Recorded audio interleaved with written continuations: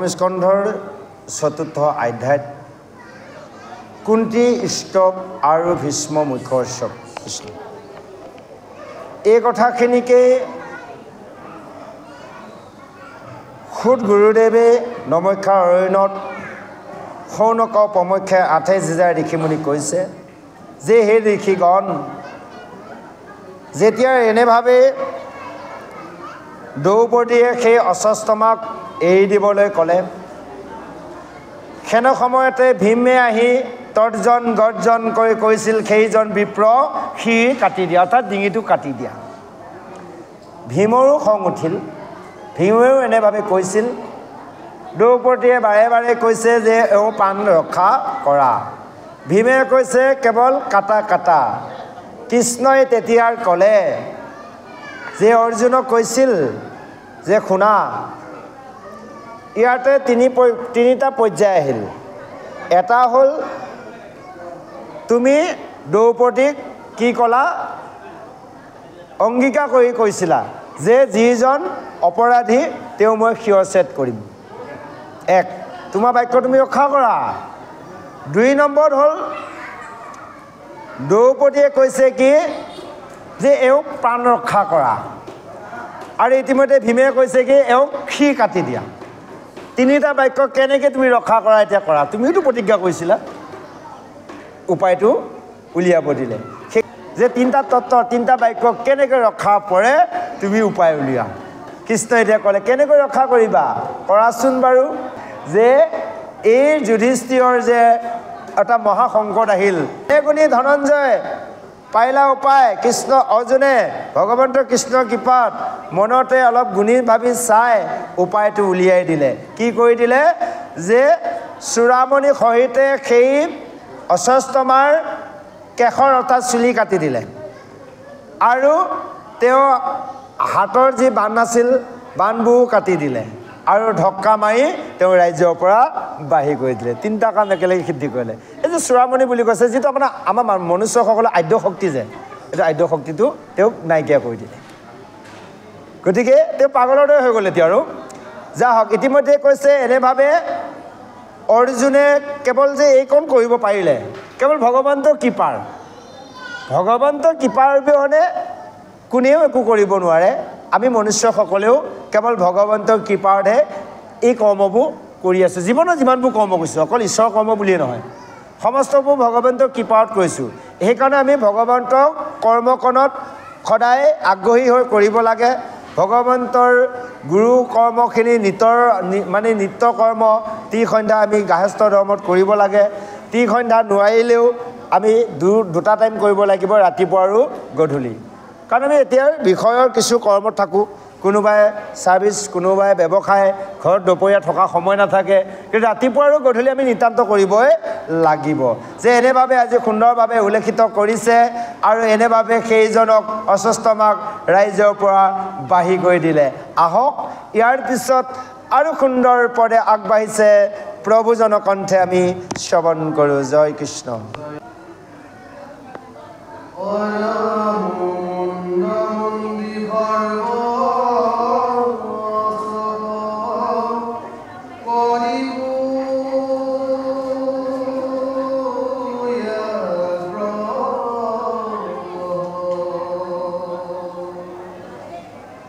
Gita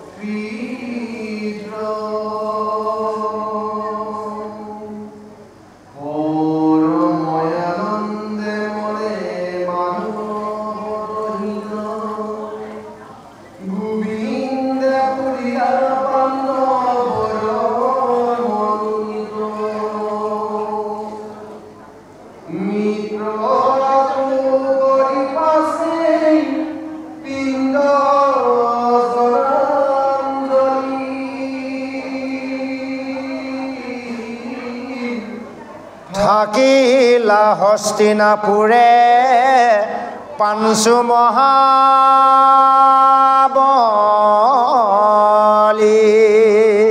জয় কৃষ্ণ।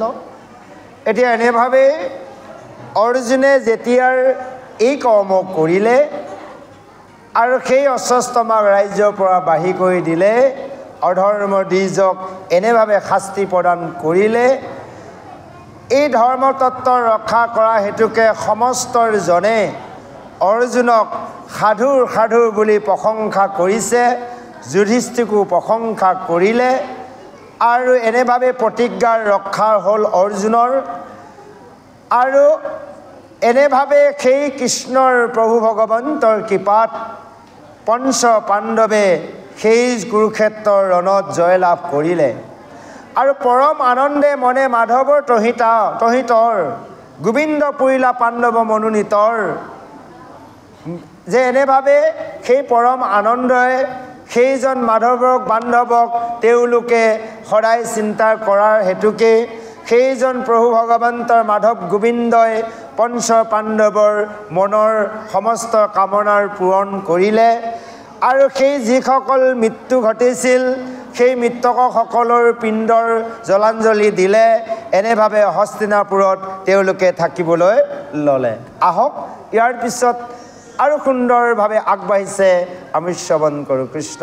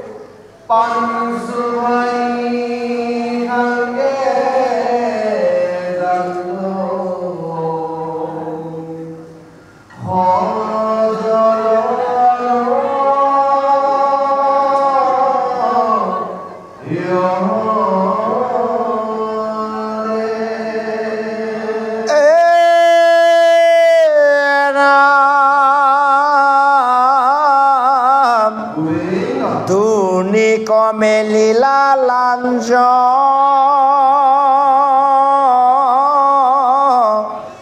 কাট আতি যেন বাঘ দুৰ্জন দ্বিজৰ আতি চৰি গৈলা ৰাগ পাঞ্চু ভাইক লাগি পাঞ্চ গোট ব্ৰহ্ম বান অৰণ্যৰ পৰা বীৰে কৰিলে খন ধান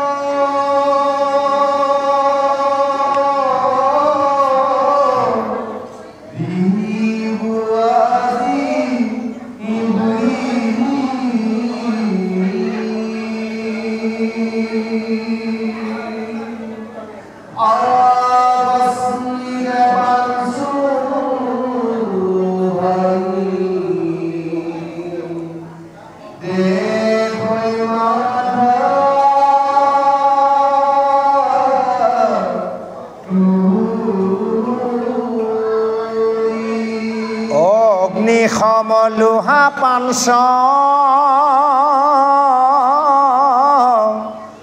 গোট আখেদি আখে ধৰিলন্ত ধনু বান পাঞ্চু মহা তাকে দেখি খেপি লন্ত চক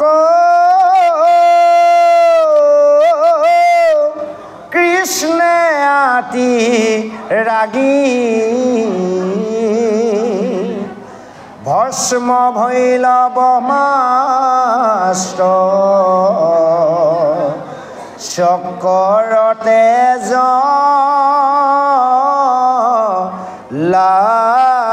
লাগি জয় কৃষ্ণ। এতিয়া এনেভাৱে কৈছে যে এনেভাৱে সেই পঞ্চ পাণ্ডৱে প্ৰভু ভগৱন্তৰ কৃষ্ণৰ কৃপাত ৰাজ্যত থাকিবলৈ ল'লে হস্তিনাপুৰত। আৰু ইয়াৰ পিছত কি হ'ল হে ঋষিগণ তোমালোকে শুনা যে ইয়াৰ পিছত সেই দ্বাৰকাক যাবলৈ কৃষ্ণ প্ৰভু ভগৱন্তই যেতিয়াৰ যুধিষ্ঠিৰ পৰা মেলানি মাগে অৰ্থাৎ বিদায় মাগে। আমাৰ এই অতিথি বিদায় দিবলৈ গ'লে প্ৰভু অকণমান আগুৱাই থ'বলৈ যোৱা নিয়ম আছে হয়নে বাৰু? ইয়াৰ নিয়ম পূৰ্বৰ পৰা থকাৰ কাৰণেহে সেইটো কৰা যায়। এতিয়া ইতিমধ্যে সমস্ত জনৰ পৰা বিদায় যুধিষ্ঠিৰ পৰা মেলানি মাগিছে। এতিয়া দ্ৰৌপদী সুভদ্ৰা কুন্তি আৰু ইফালে ভীম অৰ্জুনে সেই কৃষ্ণক ৰথত উঠাই দিবলৈ আগবাঢ়ি গৈছে। বৰ হ'ল হেৰা আখি পাইলা মোক দুৰন্ত মৰণে অভয় চৰণ পায়া পখিলো শৰণে অৰাম অগতিৰ গতি বাপ কৰা পৰিত্ৰাণ তুমি বিনে সন্তানে দেখুনাথ আনো নাহি চিন্তা ময়ো মনসি এহি খৰে ফুটি কৰিও ৰখা মাত্ৰ মোৰ গৰ্ভ গুটি জয় কৃষ্ণ এতিয়া এনেভাৱে সেই পঞ্চ পাণ্ডৱৰ পৰা কৃষ্ণই বিদায় লোৱাত ভীম অৰ্জুনে ৰথত উঠাই দিবলৈ যোৱা সময়ত সেই সময়ত সকলোৱে এটা দুখৰ সময় কাৰণ যিজন কৃষ্ণৰ প্ৰভু দ্বাৰাৰ সেই পঞ্চ পাণ্ডৱে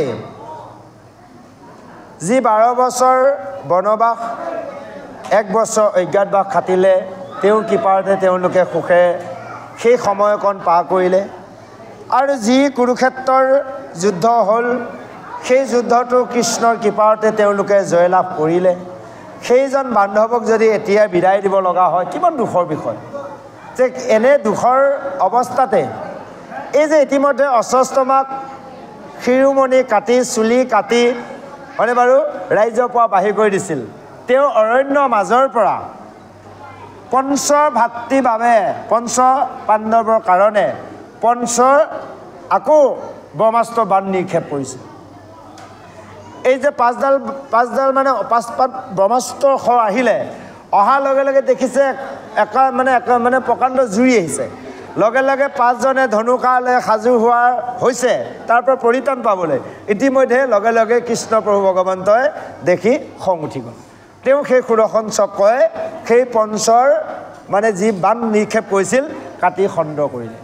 আকৌ এপাত বাণ নিক্ষেপ কৰিলে ক'লৈ যে উত্তৰা গৰ্ভৱতী সন্তানটি যে আছে সেই সন্তানটিৰ বাবে তাৰমানে কি কৈছে যে পাণ্ডৱ একে নিপাণ্ডৱ কৰোঁ তাৰমানে বংশ উচ্ছেদ কৰোঁ বুলি তালৈ এপাত খৰ পঠিয়াই দিলে এপাত খৰ এই 5ডাল খৰৰ পৰা ভগৱন্ত কৃষ্ণ বচালে ইতিমধ্যে উত্তৰাৰ গৰ্ভত থকা সন্তানত সেই গৰ্ভত যায় খৰপাত প্ৰৱেশ কৰিলে এই যেতিয়া অন্তিম সময়ত এই ঘটনাটো যেতিয়া ঘটিলে ইফালে 5ডাল খৰ প্ৰভু ভগৱন্ত চক্ৰই খণ্ড কৰিলে সিফালে উত্তৰা গৰ্ভত সোমোৱাৰ লগে লগে উত্তৰা বিষ কোপত থাকিব নোৱাৰি আমাৰ আইসকলে জানিব কাৰণ আইসকলে গৰ্ভত সন্তান ৰাখি জন্ম দিছে এটি সন্তান গৰ্ভত থাকিলে যেতিয়াৰ সন্তানটি লৰচৰ হৈ থাকে হয়নে বাৰু অলপ দুখ কষ্ট পায় আৰু যেতিয়া সন্তানটি লৰচৰ নোহোৱা হৈ যাব ক'ৰবাত ঠা মাৰি ধৰিব আইসকলে ভালদৰে জানে কিমান দুখ অনুভৱ হয় এতিয়া এই সন্তানটি যেতিয়া ব্ৰহ্মাস্ত্ৰৰ ভিতৰত প্ৰৱেশ হ'ল সন্তানটি ইতিমধ্যে মৃত্যু হ'ল উত্তৰা গৰ্ভত থকা সন্তান মৃত্যু হৈ কোনোবা জেগাত ৰৈ গ'ল ৰৈ যোৱাৰ লগে লগে মানে উত্তৰাই বিকোপত থাকিব পৰা নাই ইতিমধ্যে থাকিব নোৱাৰি সেইজন ভগৱন্তক আৰাধনা কৰিছে কি দৌৰি আহি সেই কৃষ্ণৰ ওচৰত আহি তাহি কৃষ্ণ বুলি কৃষ্ণৰ চৰণত ইতিমধ্যে ধৰিছে আৰু সেই চৰণত ধৰি এতিয়া কি প্ৰাৰ্থনা কৰে উত্তৰাই পিছৰ পদত দিয়া আছে আহক আমি শ্ৰৱণ কৰোঁ কৃষ্ণ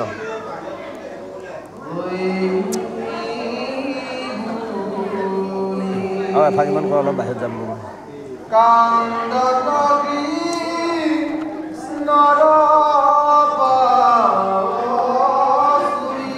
মোবাইলটো আনিছে নাই দেচোন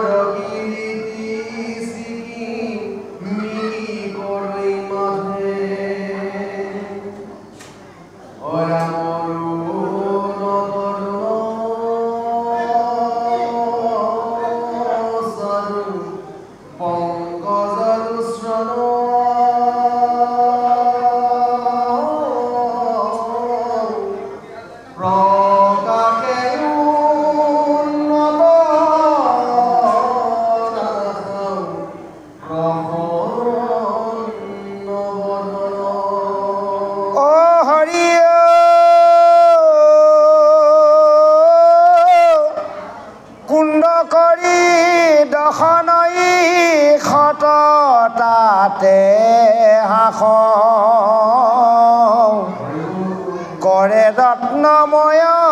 হাৰ হিয়াত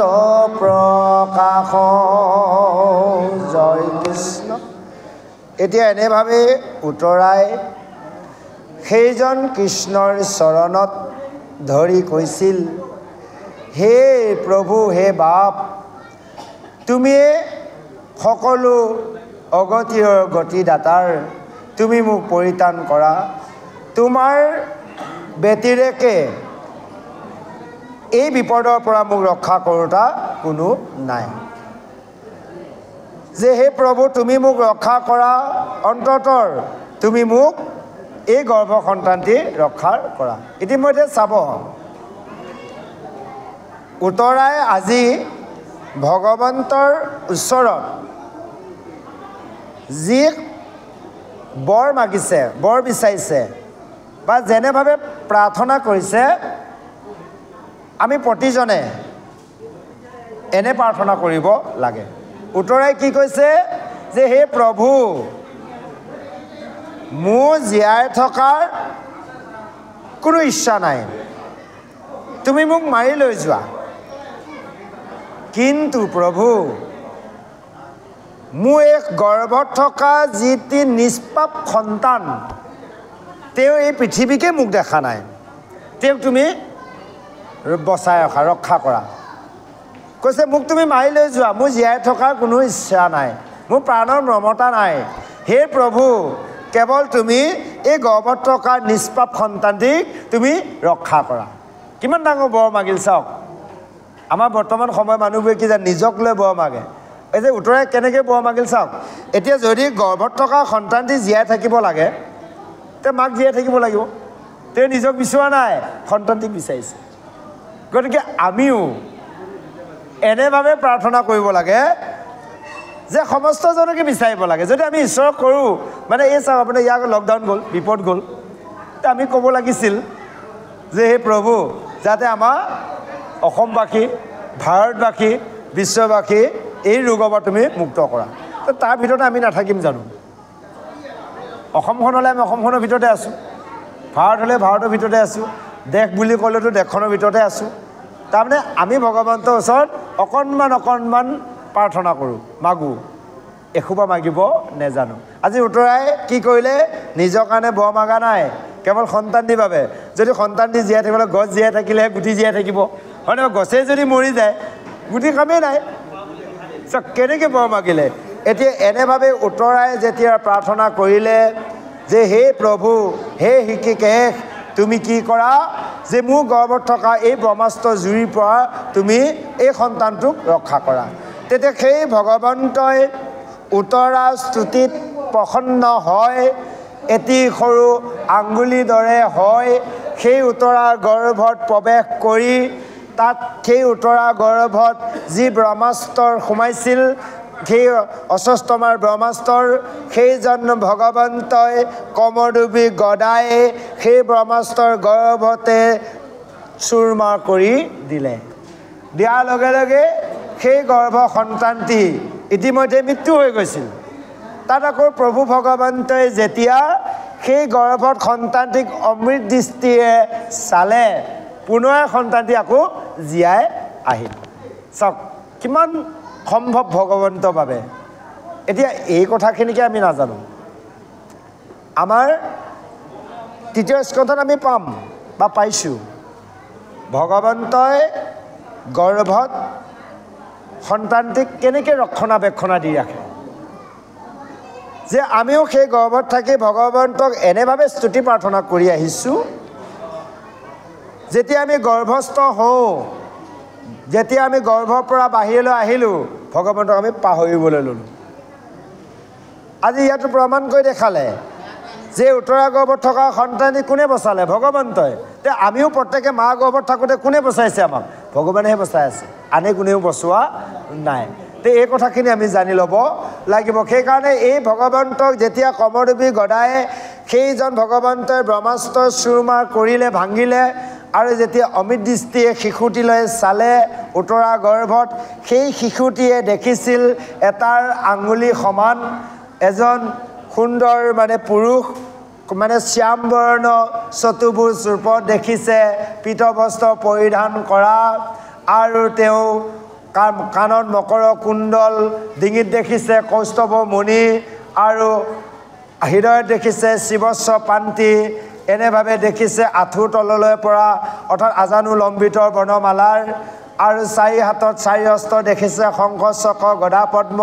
মূৰত দেখিছে এটা কিৰীটি কুণ্ডল অৰ্থাৎ মুকুট আৰু মুখত দেখিছে মিচিকীয়া হাঁহি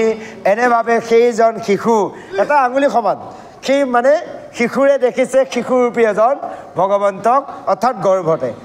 এই দৰ্শনটো আমিও পাই আছোঁ প্ৰতিজনে আজি উত্তৰা গৰ্ভত যিজনে পাই আছে নামটো এতিয়া আপোনালোকে জানে বাৰু তথাপিও ওলাবগৈ অকণমান পিছত নকওঁ আৰু সেইজনে যি দৰ্শন পাইছে ভগৱন্তক আমিও প্ৰতিজনে মা গৰ্ভত সেইজন ভগৱন্তক দৰ্শন পাই আহিছোঁ যিজনক সেই ভগৱন্তৰ দৰ্শন নিদিয়া হয় সেইজনে কিছুমান দেখিছোঁ গৰ্ভ সন্তানবিলাক যে গৰ্ভতে মৃত্যু হৈছে এয়া ভগৱন্তৰ দৰ্শন নোপোৱা হেতুকে ভগৱন্তৰ দৰ্শনৰ দ্বাৰাই সেইসকল জীৱিত হয় আমি সকলে জন্ম লাভ কৰিছোঁ।